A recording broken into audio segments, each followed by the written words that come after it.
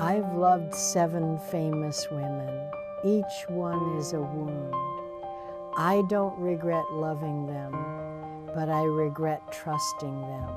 This isn't a line from a movie, but a genuine confession from Angie Dickinson, the once iconic sex symbol.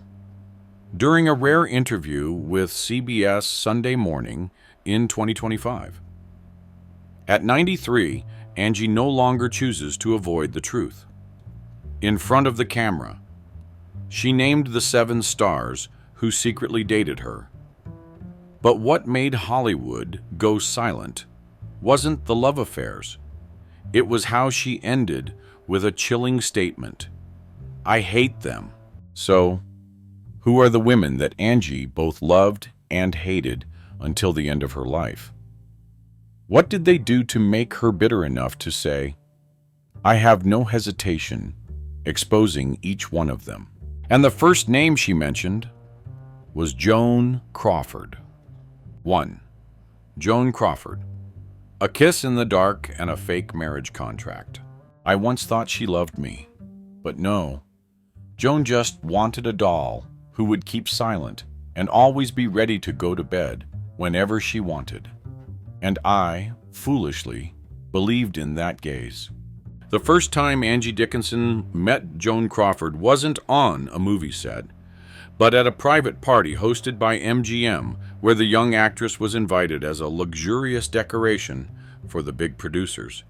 At that time, Angie was just a 22-year-old girl who had signed a short-term contract with the studio, never having been featured on a poster, only hoping for a chance to play a scene with dialogue. But then, Joan appeared. Her hair was styled high and wearing black silk gloves, with cold, stone-like eyes. She stared at Angie the whole night, and when the party was over, she pulled her into a hallway corner and said in a soft, yet sharp voice, You on. To survive in Hollywood, you need a benefactor. I choose you, and you don't have the right to refuse. And just a few days later, Angie was invited to audition for a supporting role in a film Joan was involved in, but no one cared about the role. The only thing left in Angie's memory was that evening when, after everyone had left the set, Joan asked her to stay behind for a close scene rehearsal. I stood still, like a lifeless corpse, letting her touch me wherever she wanted. I remember her hands were freezing cold, but her breath was hot, like fire burning right against my neck. Angie quietly said, "Bullshit." For more than a year, Angie didn't get a single lead role, but she was present at every private party of Joan's, every secluded holiday at Santa Barbara, and every creative meeting that took place in hotel rooms rather than on set. No one at me asked questions, because everyone knew Joan had chosen her. And once Joan chose, no one was allowed to touch. Everything started to unravel when Joan suddenly announced her marriage to Alfred Steele, the Pepsi-Cola mogul, in May 1955. The press called it a modern fairy tale romance, but for Angie, that was when the real hell began. 'Cause after the marriage, Joan started to cut off contact. The phone calls stopped. The nights at the hotel disappeared. And Angie, in a moment of weakness, wrote her a letter full of longing and reproach. She didn't expect that letter would be read aloud at one of Joan's parties. Some people laughed. Some felt embarrassed. Joan just shrugged and told her friends, "Young girls nowadays think a glance is eternal love." It's so annoying. Soon after, rumors about Angie started to leak. That she was chasing after older women. That she couldn't control her emotions. That she had psychological abnormalities. None of it was confirmed, but no one denied it either. Alfred Steele, after noticing his wife sneaking around, hired a private investigator. On August 11th, 1954, he received a photo of Joan and Angie leaving a private house in Laurel Canyon just before midnight. Confidential magazine offered to buy the photo for $30,000. MGM immediately held an emergency meeting, silencing the press with a $50,000 payout. A huge sum back then. But the damage was irreparable. Angie had her contract cut the same week. Her personal secretary was instructed to erase all files related to her from the studio's internal records, and even more painfully, Joan suggested that MGM send Angie to Europe to study physical and acting skills as a way of quietly exiling her.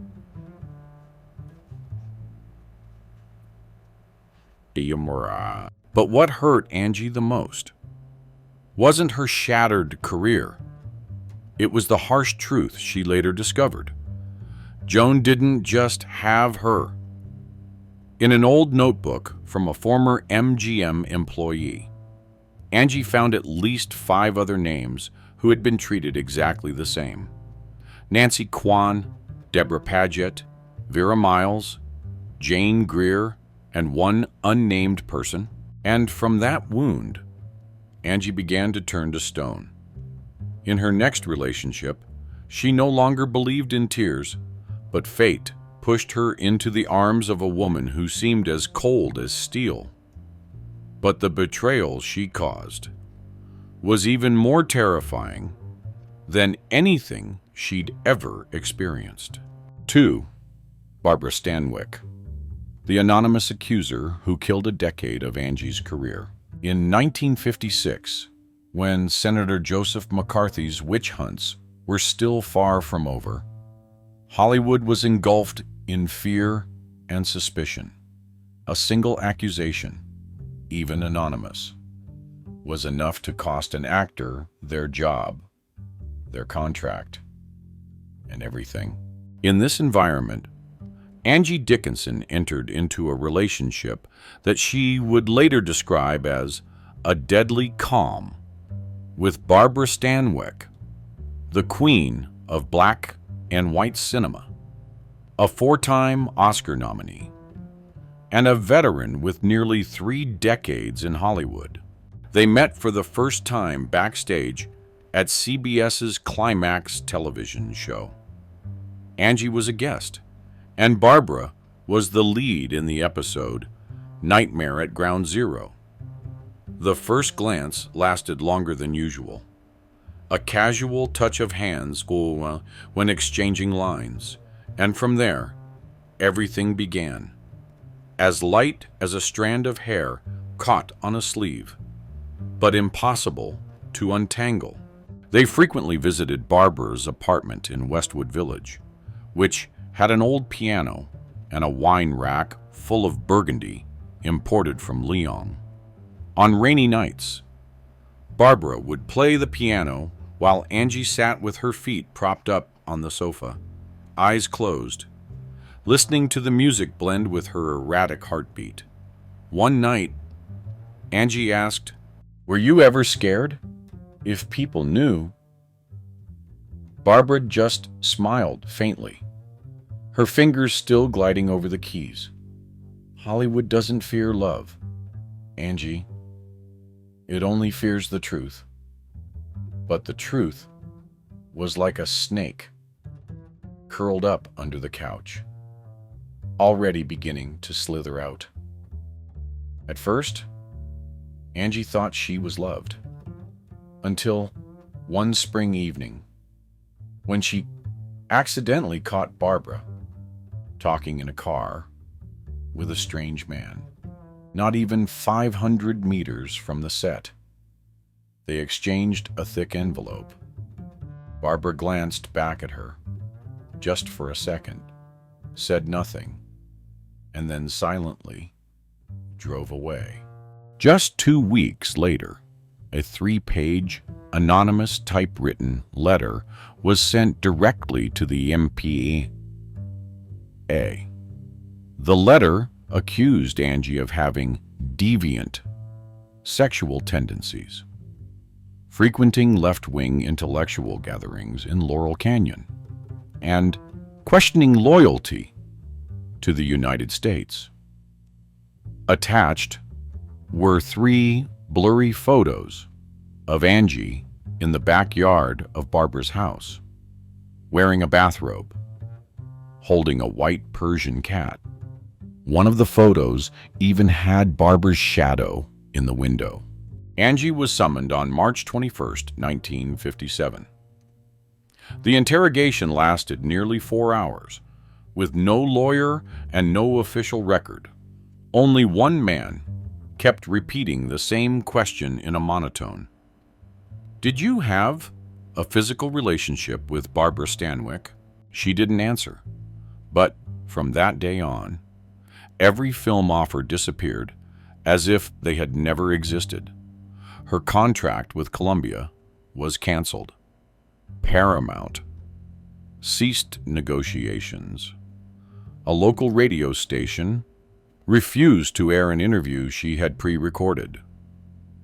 Angie fell into a state of crisis. She didn't leave the house for 4 months. But the bitterest part was that she realized Barbara had set the trap, because there was only one person who knew she had visited Laurel Canyon every Wednesday, and that person had been the one playing the piano for her on rainy nights. But Angie didn't remain silent. One night in late 1957, she returned the piano that Barbara had gifted her, along with a short note. "I've learned not to sing when they set a trap around my voice. Thank you for teaching me when to stay silent." The story was never mentioned in the press. But years later, at an Oscar post-party in 1964, veteran reporter Robert E. Morrison of the Los Angeles Times accidentally revealed that the handwriting on the envelope of the letter accusing Angie was identical to how Barbara made internal notes at CBS. And no one argued. No one was surprised. Angie still remembered. Every time she passed by the studio where Barbara had filmed, she would stop her car for a moment, lower the window, look at the trees along the walkway, and mumble, "Some people love you just to kill you from the inside." And Barbara was the first. But if Barbara was the one who caused Angie's career to crash, the next woman made her pay to forget. A $100,000 contract just to exchange one thing: silence. 3. Bette Davis. The $100,000 silence contract. I once thought that Bette Davis would be the only one brave enough to stand by me in the spotlight. Turns out, she was just good at playing the role of a brave person, when in reality, she was the first to put me on the scales to bargain with her fame. In March 1960, at director Howard Hawks' villa on Benedict Canyon Drive, a private party with A-list filmmakers was held. Angie Dickinson, who had recently attracted attention with her role as Feathers in Rio Bravo, was invited as a new face to watch. But she didn't expect the first person to take an interest in her to be Bette Davis, the legendary actress who, at 52, had already won 2 Oscars and was someone no one in the industry dared to say no to. Bette approached Angie not with her fame, but with surprising tenderness. The way she handed her a drink, held her hand, and then softly asked amidst the jazz music, "Do you know that your gaze makes people forget where they are?" That night, they left the party together and went to the Bel Air Hotel, room 628, where, according to a later account by a housekeeper, the lights stayed on until 5 a.m., and they only requested a jug of warm water and a bottle of Burgundy. Nothing else. Their relationship continued quietly, but with passion. Sunday mornings spent having breakfast on the top floor of the Chateau Marmont Hotel. Nights when Angie read poetry while Bet sat listening with the gaze of someone calculating something greater than love. Then one day, Angie expressed a desire to live authentically, not loudly, just simply not having to play the best friend role whenever they went out in public. Bet looked at her, smiled, and said nothing. 2 weeks later, on April 14th, 1960, Angie received a sealed letter from the law firm Lambert and White, delivered to her on the set of Ocean's 11 at Warner Brothers Studios. What it was a 3-page agreement. The title in bold: Confidential Agreement between Bette Davis and Angie Dickinson. The contract stated that Angie could not mention any intimate aspects of her relationship with Bet, whether in the media, memoirs, documentaries, or personal accounts. In return, she would receive $100,000 in cash and a lead role in the project. Storms of Yesterday, backed by Allied artists, a film that would never be completed. At the bottom of the page was a handwritten note, believed to be in Betty's handwriting. "I don't want anyone to pity me. I just want to be remembered as a legend, not a weak woman caught up in something irrational." Angie didn't sign immediately. She took the contract to the Ivy Cafe, sat alone all afternoon, when television reporter Connie Chung unexpectedly walked in. Angie stood up, hid the contract in her bag, and smiled as if she hadn't just crumbled. But 2 days later, she signed. According to a senior executive at Warner Brothers, if she didn't sign, all ongoing contract negotiations would be indefinitely postponed, including 2 films that were about to start production. The role in Storms of Yesterday never came. The project was canceled without a clear reason. Angie withdrew from all media events, and by August 1960, she was admitted to Cedars-Sinai Hospital with a diagnosis of severe nervous exhaustion due to professional stress. Bette Davis never called, never sent flowers, never asked about her. But at the Golden Globe after party in early 1961, when someone asked Bet, "Did you hear that Angie is in the hospital?" she took a sip of wine, pursed her lips, and smiled faintly. "I don't even remember knowing anyone by that name." Angie later answered on Inside Hollywood on NBC, saying, "I don't blame her. I only blame myself for loving someone who saw emotions as a prop to act out a role in this fake life." And then, after the $100,000 silence contract, Angie not only lost love, but also lost her last ounce of faith and sincerity in Hollywood. However, fate still wasn't done with her, because the next woman, the one who wore the guise of tenderness so painfully, was the one who pushed Angie into her most humiliating tragedy. And it all began with the name Katharine Hepburn. 4. Katharine Hepburn. The Oscar role. Bought with love. The 4th woman in the list of those who entered Angie Dickinson's life didn't need to shout to hurt anyone. She wasn't crude, didn't curse, and certainly didn't betray openly. But it was precisely because of this that she became the most dangerous. Catherine didn't need words to bring me down.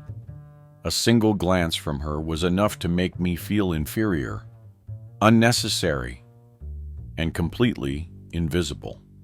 Angie whispered in an interview with CBS Sunday Morning's Rita Braver in 2025. Their first encounter took place at a private script reading party hosted by director Edward Dmytryk in Bel Air at the end of 1901. The film was Reflections in a Golden Eye, and although the final role went to Elizabeth Taylor, Angie still vividly remembers the cold gaze exchanged between her and Catherine that night. Though Hepburn didn't speak much, her eyes seemed to be casting for a play in which no one invited Angie to perform. And then, a few days later, Angie received an invitation to dinner at Coldwater Canyon, a villa once home to Spencer Tracy, now Catherine's private space, filled with war books, wooden statues, and a Steinway piano by the window. That evening, no script was read. They simply played Brahms, drank Martell XO, and sat silently across from each other.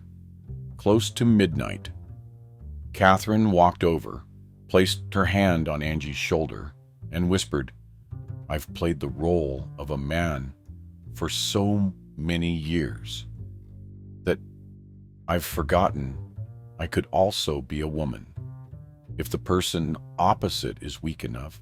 Then she kissed Angie, a kiss that wasn't rushed, wasn't passionate. It felt like a claim, calculated and controlling.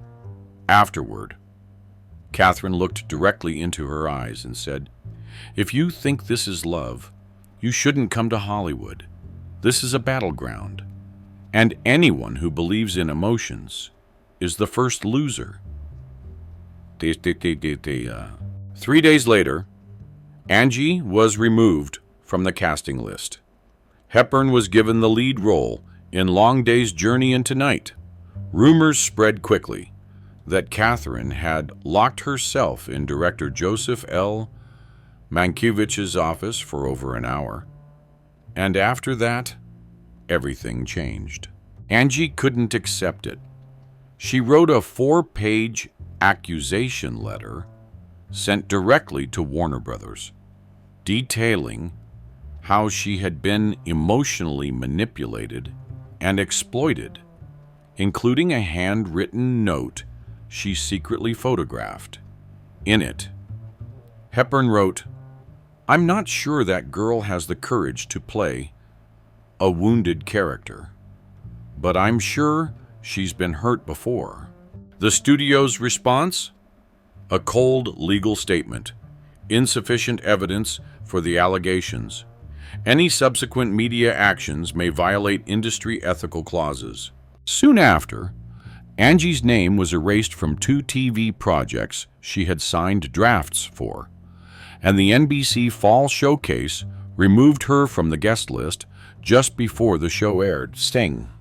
Scheduling issues. Catherine continued to shine. She won an Oscar for The Lion in Winter in 1968, and another for On Golden Pond in 1981. Meanwhile, Angie fell into obscurity with anonymous roles as female officers in Policewoman, lackluster perfume ads at midnight, and last-minute talk show cancellations. And then, Angie stopped, her hand tightening around the teacup.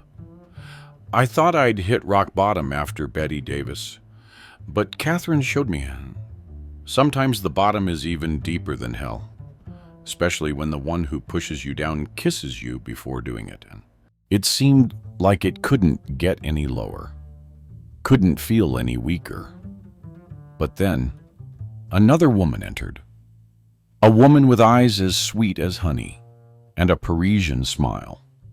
A woman who had held Angie's hand all night at the Ritz, but behind her back, sent a damaging photo of her directly to Paramount's office. And from that point on, what Angie lost wasn't just roles, fame, or love, but the belief that any woman in this industry could love without calculation. That woman was Ava Gardner. And Paris, instead of being an escape, became the place that sealed the last remnants of Angie's soul. 5. Ava Gardner, the fateful photos at the Lutetia Hotel. The fifth woman on the list is the only one Angie Dickinson admits to having had unconditional love, no calculation, no defenses. But that very love became the knife that stabbed her heart back, cruelly and unexpectedly. I loved Ava like a fool. I didn't hide it, didn't act. I let my heart be exposed in the cold winter of Paris, and she was the only one who ever embraced it, only to later let it fall to the floor, as though it never existed. They met in November 1960 at a covert party hosted by Cahiers du Cinéma in the basement of the George V Hotel. Ava, by then a legendary figure, was living in exile in Europe after a tumultuous divorce from Frank Sinatra. Angie had just wrapped up filming for The Killers and was only in Paris for a few days. No paparazzi, no studios, just gin, jazz music, and women smoking with silver-tipped cigarettes. Ava made the first move. She walked over, placed a hand on Angie's shoulder, and smiled. "I hear you once made Bette Davis run off during a shoot. If that's true, you deserve a cold gin." Just 3 days later, they moved in together at room 403 of the Lutetia Hotel. Every morning, Angie would wake up to the sight of Ava curled up like a cat in the white bed sheets, her lips still tasting of liquor, her gaze as if the entire world had stopped for a moment.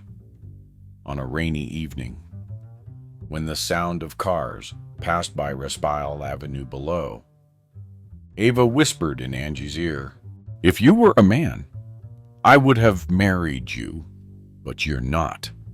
And this world isn't kind to people like us." They didn't make promises, no love letters, but Angie believed. For the first time after the wounds from Hepburn, Bette Davis, Barbara Stanwyck, she allowed herself to breathe freely. Until one morning in December, Ava vanished. No note, no goodbye kiss. She only left a Polaroid roll on the table, where they had laughed and played a Q&A game the night before. That roll of film, unfortunately, turned out to be The Trap. 2 weeks later, when Angie returned to Los Angeles, an anonymous envelope awaited her at the door.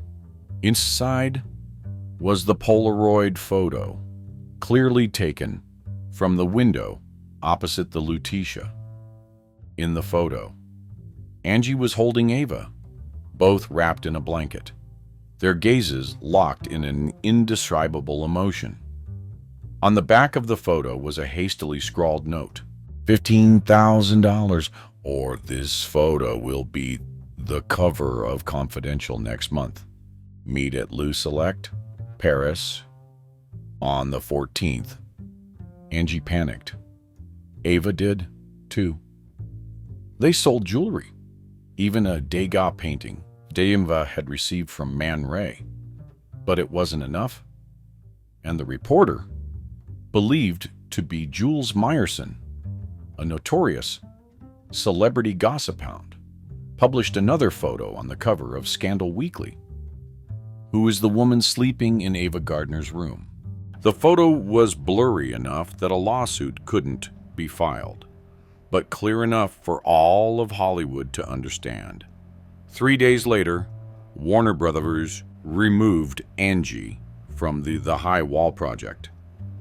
Ava was removed from the 1965 Golden Globe nominations list, despite having been internally nominated. Both their careers froze for nearly 2 years. Ava retreated to Marbella, avoiding the press. Angie went to Italy to work on independent films, losing her advertising contract with Helena Rubinstein for lack of a positive public image. They no longer wrote letters, never met again. Only a faint rumor remained that in the spring of 1971, Ava quietly returned the original photo to Angie along with a handwritten note. "I once kept this photo as proof that I had been truly loved, but I made it ugly. I'm sorry for letting it fall into the hands of another." Angie kept that photo in the drawer of her bedside table until the end of her life.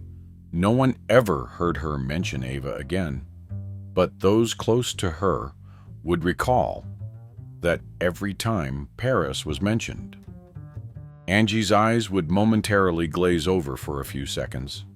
Then she would laugh and change the subject.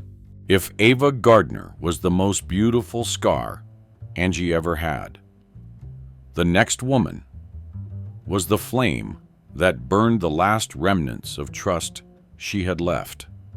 A global sex symbol.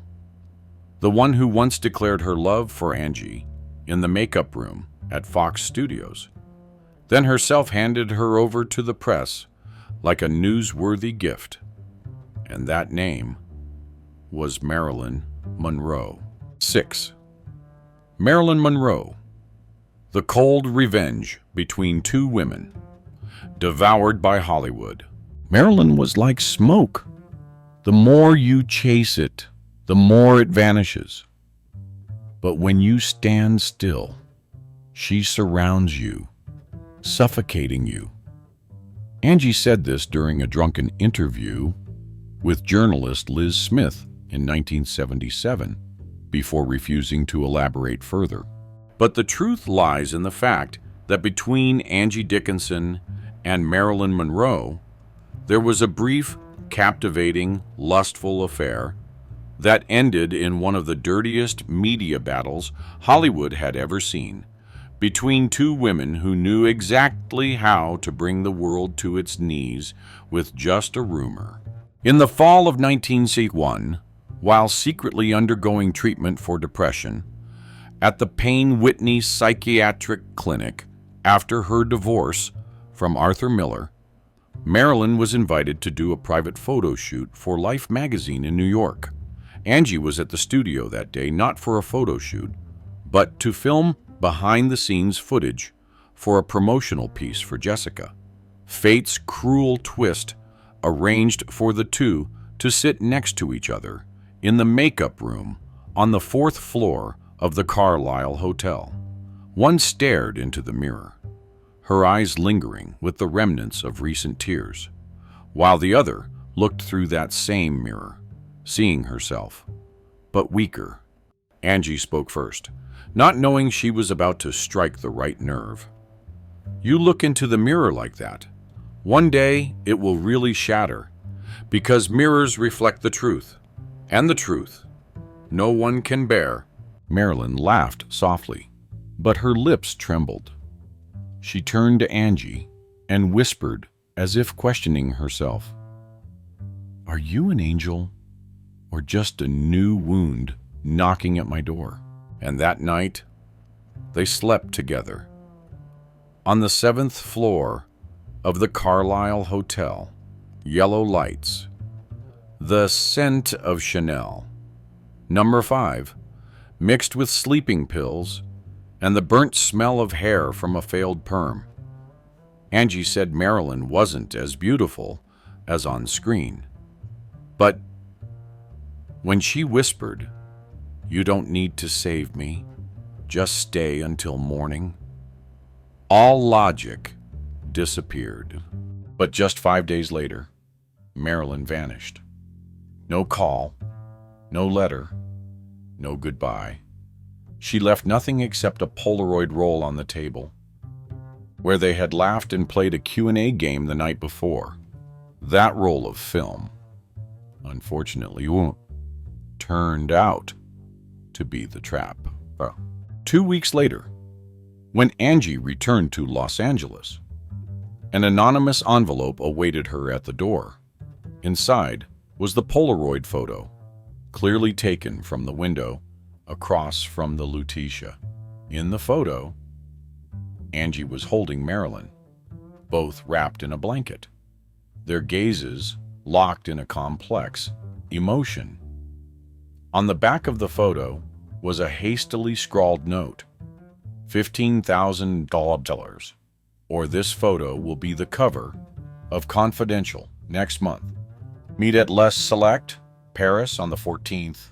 Angie panicked. Marilyn did too.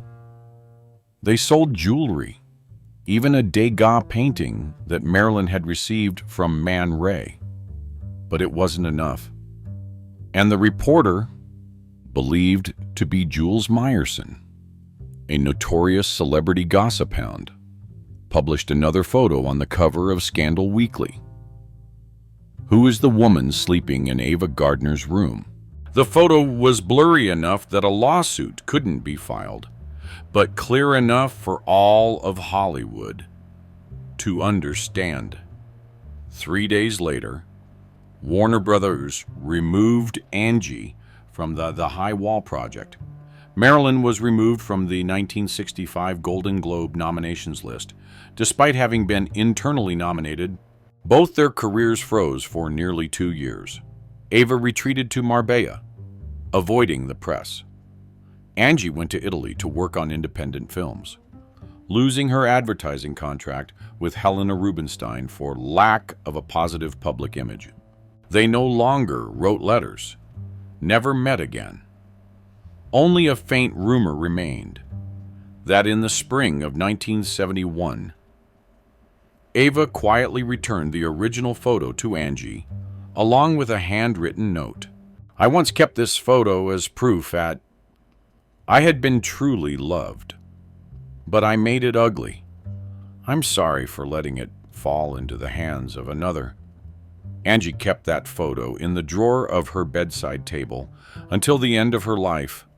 No one ever heard her mention Ava again, but those close to her would recall that every time Paris was mentioned, Angie's eyes would momentarily glaze over for a few seconds, then she would laugh and change the subject. If Ava Gardner was the most beautiful scar Angie ever had, the next woman was the flame that burned the last remnants of trust she had left. A global sex symbol, the one who once declared her love for Angie in the makeup room at Fox Studios, then herself handed her over to the press like a newsworthy gift, and that name was Marilyn Monroe. 7. Elizabeth Taylor, the Purple Nightmare, and the blood-stained letter that quietly killed a love. The last woman on the list was also the only one Angie ever believed would stay, not just for a few fleeting nights, not just for a few passing frames of film, but forever. And it was because of this that the betrayal was the one thing Angie couldn't forgive. Elizabeth Taylor, the woman glowing in purple light, the one who brought Hollywood to its knees, also once brought Angie Dickinson to her knees, not with power, but with a whisper in the dark. We don't need men. We only need each other. And if they know, they will destroy everything. From 1964 to late 1967, the two most famous women in Hollywood secretly lived together in a white mansion deep in Stone Canyon Road.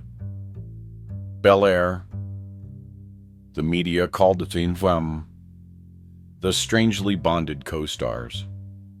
But behind the 2-meter-high iron gates was a common law marriage filled with tears, blood, strong liquor, and dozens of unsent letters. They met through the MGM film The Sandpiper, directed by Vincente Minnelli. Angie was the stand-in for Elizabeth during difficult shots because Liz frequently threw tantrums and left the set. During the nights of filming in Big Sur, they would walk along the beach, holding hands in the dark, away from the cameras and ears of the studio. Elizabeth once whispered, her voice dissolving in the sea mist, "When I'm with you, I feel like I don't have to play any role anymore. You make me feel truly alive." Angie believed and moved in with her, but the more she loved, the more she got lost. Elizabeth didn't just possess Angie, she controlled her. Love became a chain, bound by unhealthy jealousy.